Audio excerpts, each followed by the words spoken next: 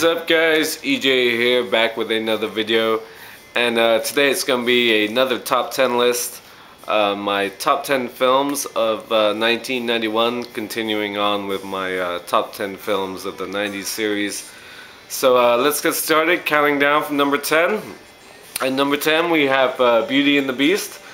Of course, one of the great Disney animated classics of the early 90s. A beautiful film about a prince cursed to become a monster, and then one day a young girl's father gets imprisoned by the beast, and she offers herself in his stead. And of course, it's a beautiful love story. Great music, great animation. At the time, it was the only animated film to be nominated for Best Picture. I'm not sure if it holds that distinction anymore. I think maybe Wall-E maybe have gotten the Best Picture nomination. I don't remember exactly. But Beauty and the Beast, one of the best Disney hand-drawn animated films of all time.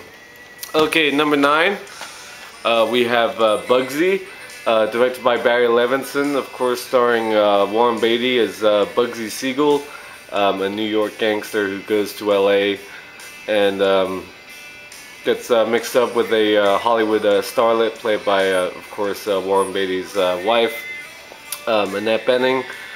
Great gangster film, great supporting cast as well. People like Harvey Keitel, Ben Kingsley, and Joe Mantegna.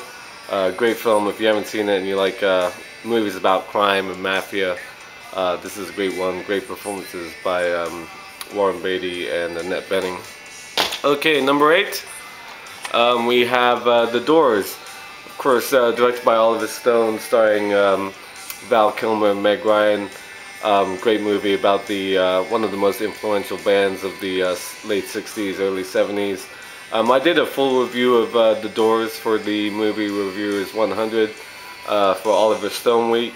So I'll put a link to that video in the description if you want to check it out. But a great film, great music, of course, and an awesome performance by Val Kilmer as the legendary Jim Morrison. Okay, number 7. We have Thelma and Louise, directed by Ridley Scott. Great film, of course, starring Geena Davis and Susan Sarandon as two unlikely outlaws on a road trip in the Southwest. Harvey Keitel as the cop pursuing them, and a star-making performance by Bradley Pitt, of course. Great film, great chemistry between Davis and Sarandon, two of my favorite actresses. Well, Sarandon is anyway. Geena Davis sort of fell off the map, if you ask me, in recent years. But a great film. Ridley Scott, one of my favorite directors, and this is one of his best films, Thelma and Louise.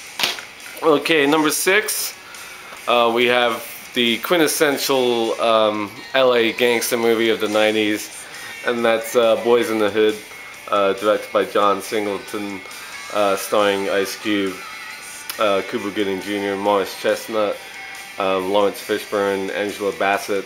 Just a great film, very real, very gritty, some heartbreaking moments, just a brilliant film. Sort of, yeah, epitomized the South Central LA lifestyle and all that sort of stuff.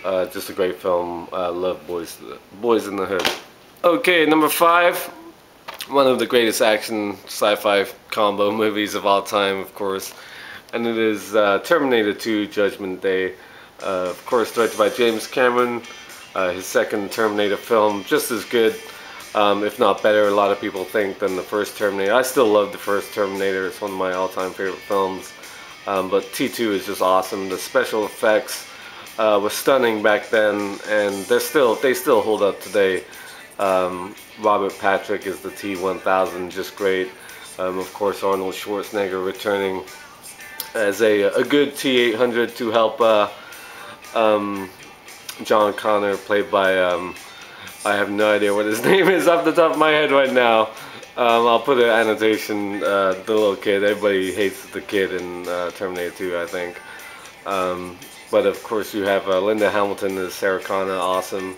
Just a great film, great action, good story, good dialogue. Always loved T2. Still one of the best action films of the 90s. Okay, number 4, we have La Femme Nikita, directed by Luc Besson. One of his best films, one of his early films. Big fan of Luc Besson, of course. This great film starring Anne Parillot, and Jean Reno, who of course went on to star in Leon the Professional, also directed by Luc Besson. Just a great film, of course, about a street punk young girl commits crime, kills a cop, and then facing death row, facing execution, she gets turned into an assassin by a secret agency. Of course, remade Point of No Return with Bridget Fonda and Gabriel Byrne, and made into a couple of TV shows now, I think. The one with that blonde actress back in the 90s, I forget her name. And recently as well, Nikita. I know it's known as Nikita in Europe, not La Femme Nikita, but great film, one of Luc Besson's best. Okay, number 3. Another film I did for the Movie Reviewers 100 because I love it. I don't care what anybody really says. And that's Robin Hood, Prince of Thieves, directed by Kevin Reynolds. Of course, starring Kevin Costner as Robin of Locksley, who returns home from the Crusades to find his home in disarray and swears vengeance for the death of his father.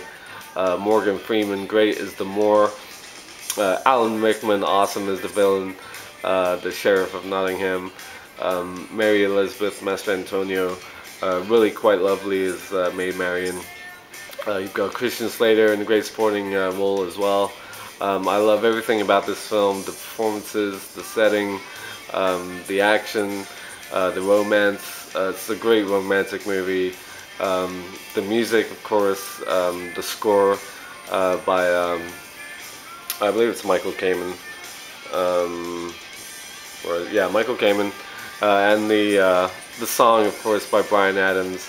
Everything I do it for you. It's one of my favorite songs of the 90s, I'm not gonna lie, I love that song. Just a brilliant film all around. I don't get why some people don't like it. I just think it's brilliant. It's my favorite version of the Robin Hood story. Okay, number 2, we have another Oliver Stone film, and that is, of course, JFK. Brilliant, epic drama. Also starring Kevin Costner. This was sort of his heyday. Just a brilliant film about the assassination of John F. Kennedy back in 1963 and the following investigation. Great supporting cast, people like Kevin Bacon, Tommy Lee Jones, Gary Oldman. Just a brilliant film. A lot of people sort of chalked it up to conspiracy theory at the time anyway, and well, the JFK assassination is still probably one of the biggest mysteries in the 21st century still, or 20th century, sorry. Yeah, just a great film, one of Oliver Stone's best. Okay, number 1 had to be The Silence of the Lambs, of course directed by Jonathan Demme, starring Jodie Foster and Anthony Hopkins. One of only 3 films to win Best Picture, Best Director, Best Screenplay, Best Actor, and Best Actress, along with One Flew Over the Cuckoo's Nest and It Only Happened One Night. Yeah, just a great film, of course, about an FBI agent searching for a serial killer, and she enlists the help of convicted killer himself, Hannibal Lecter. Of course, the iconic performance by Anthony Hopkins. Just a great film. Scott Glenn, great as well. Yeah, just a brilliant movie. This is the other version I have, the Criterion version, very hard out of print to get. I also have like a special edition as well. Yeah, Silence of the Lambs, one of the great thrillers of all time, and one of the best films of the 90s. So that is my top 10 list of 1991. Thank you for watching as always, and until next time, I'll see ya. Bond. James Bond.